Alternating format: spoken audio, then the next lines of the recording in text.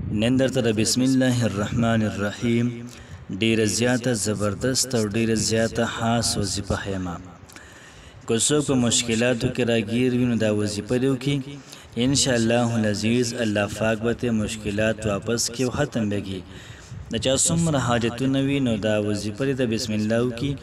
ان شاء الله العزیز الله پاک به ټول حاجتونه دا پوره کړي محترم الله پاک به انسان له زندگی بدل کړي او دغه رنګ په زندګۍ کې به انقلاب راولي دغه رنګ د ټیسټ لپاره څومره تیاری دی نو که د هغې لپاره محترم د وظیفو کې نو په ټیسټ کې الله پاک کلی مزیدار اعلی نمبر دا راولي د کاروبار حوالې سره د رزق لپاره د بسم الله الرحمن الرحیم د وظیفه وکړئ دغه رنګ د اتفاق لپاره د محبت لپاره محترم د وظیفه وکړئ ډیره زیاته پاورفل او ډیره زیاته زبردست ده بسم الله الرحمن الرحیم السلام علیکم ورحمت الله وبرکاته امید در بکوم چې تاسو ټول به ټیک ټاک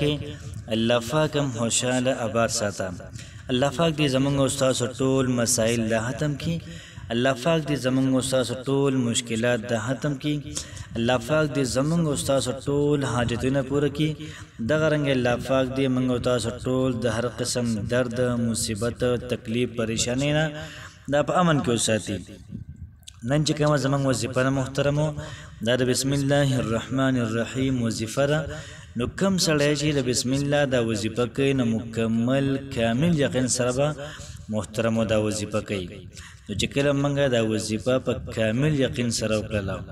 ان شاء الله العزیز الله پاک پکې برکت محترمو دا واچي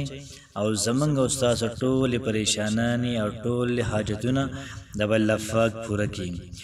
یاد ساتئ محترمو کو د کمرور یا د کم خور یقین کامل نوي نو دا وظیفه بالکل نه کوي ځکه چې دلته کې ځان نم ستړ کې ځان هم په عذاب کې خوب مونه کې وظیفه هم پوره نه کې یقین هم کامل نوي نو بیا خو یاد ساتئ چې اثر هم نه کوي الله پاک و چې څنګه ما باندې ګمان کې حق شانت بنده ته زور رسېږم نو کوشش محترمو دا کوو چې وظیفه به کوو مکمل یقین سره نو چې کو څوک راګیري په مشکلاتو کې کو څوک راګیري په پریشانو کې بسم الله الرحمن الرحیم دا ختم دو کې ان شاء الله العزیز الله پاک ول ټولې پریشانای دا محترم ختم کی یو تاجر دا سره چې هغه کاروبار د فاره دا وظیفه کوي د رزق د پاره کوي چې الله پاک دې زما رزق سوا کی کاروبار کې الله پاک ترقی راکړي او د غرنګ الله پاک دې ماده نقصان نه دا بچ کی دا وظیفه محترم ډیره زیاته پاورفل ده د محترم دو کی که څوک دا وایي چې زه دا وظیفه کوم چې الله پاک ما د قرضونه بچ کی نو بالکل دا کولی شي که څوک دا وایي چې ما باندې قرضونه دي زه دا وظیفه کوم ان شاء الله العزیز الله پاک بوله د قرض د ادا کېدو توفیق محترم دا ورکړي څومره چې محترم پریشان حال دي څومره چې بې وسه دي څومره بې کسه دي دا وظیفه دي وکړي ان شاء الله العزیز الله پاک بوله په ژوند کې محترم انقلاب راولي فرمایي چې کوم سړی د جمعې په شپه باندې دا وظیفه کوي دا ټول فواید د هغې لپاره دي که د چا نه محترمو د جمعې دا شپه پاتې شي نو که دوی د حالي په شپه باندې محترمو دا وظیفه وکړله ان شاء الله العزیز بالکل مزیدار اعلی اثر به کوي که څوک محترم وزي د نوکرۍ لپاره یا که څوک وزي د ټیسټ لپاره نو د هغې نه مخکې د بسم الله الرحمن الرحیم دا وظیفه وکړلی شي ان شاء الله العزیز په ټیسټ او نوکرۍ کې به ډېرې زیاتې بهترین اعلی نمبر راځي دغه رنګ محترمو که څوک د بې اتفاقۍ نه د بچ کېدو لپاره دا وظیفه کوي او دغه رنګ د امن د محبت ورورولۍ د سوکالۍ لپاره محترمو دا وظیفه کوي د بالکل پاورفل او ډیره زیاته بهترینه وظیفه ده او ډیره زیاته محترمو اثر کوونکې وظیفه ده که زمونږ خویندې داسې وي کورونه داسې وي هغوی د جایزه محبت دپاره محترمو دا وظیفه کوي ان شاء الله العزیز د جایز محبت دپاره ډیره زیاته اعلی وظیفه ده خو یاد ساتئ چې مخکې ته یا وروسته ته نور څه مقاصد نه وي یا مخکې وروسته څه حرامکاري محترمو دا پکې نه وي نو جایز محبت دپاره ډیره زیاته بهترینه او ډیره زیاته اعلی وظیفه محترمه دغه رنګې که د چا بچی نافرمانه وي خبره نه مني نو هغوی له پکاره چې دا وظیفه دې وکړي نو دا به الله پاک فرمان برداره کړي که یوه ښځه داسې وي چې د هغې خاوند دا نشې کې تماشې کې دغه رنګ خیال نه ساتي د زنانه محترمو دا وظیفه کولی شي. کم سړی داسې وي چې د هغه بیبي د هغه خبره نه مني او دغه رنګې نافرماني کوي او دغه رنګې د سړي ژوند محترمو دا په اضافه کړی دی، دا سړی هم دا وظیفه کولی شي. ډېره زیاته بهترینه، ډېره زیاته اعلی وظیفه ده. په دنیا کې محترمو څومره حاجتونه دي، د هر قسم حاجت لپاره دا وظیفه کولی شي. خو چې څه لپاره محترم وظیفه کوي نو دغه څیز به تصور کې محترمو دا راولي. نو چې کله موږ دا وظیفه کوو نو دغه څیز به تصور کې راولو، انشاءالله العزیز الله پاک به زموږ او ستاسو ټولو حالات محترمو دا بهتر کړي.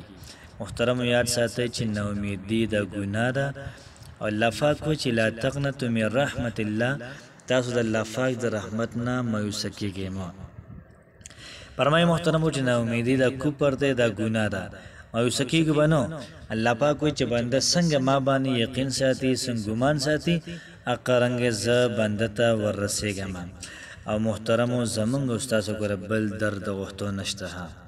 دغه یو درد دی. کو د هغې نه هم چېرته موږ تاسو بېنوا شو، کو چېرته موږ ناامیده شو نو بل درد غوښتو ګوره ما او تا سره بل نشته. دغه د یو د الله پاک درد محترمو.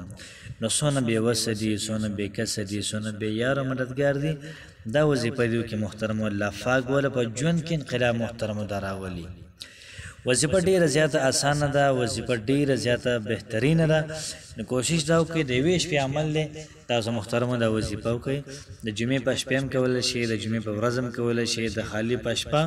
او د خالي په ورځ محترمو دا وظیفه ضرور لازما وکړئ. وظیفه داسې ده چې کله موږ دا وظیفه کوو نو یو شپېرې به درود ابراهیم ووایو. کم درود چې محترمو دا د مانځه دی دا به ووایو. بیا محترمو د هغې نه بعد 2100 پیرې بسم الله الرحمن الرحیم دا به ووایو. خو یاد ساتئ چې بسم الله دا ذکر موږ کوو نو ښه په قلاره باندې، ښه په آرام باندې، ښه په اطمینان باندې. نو 100 پیرې محترمو بسم الله الرحمن الرحیم دا وظیفه به وکړو. بیا به د هغې نه بعد 101 پیرې یا الله،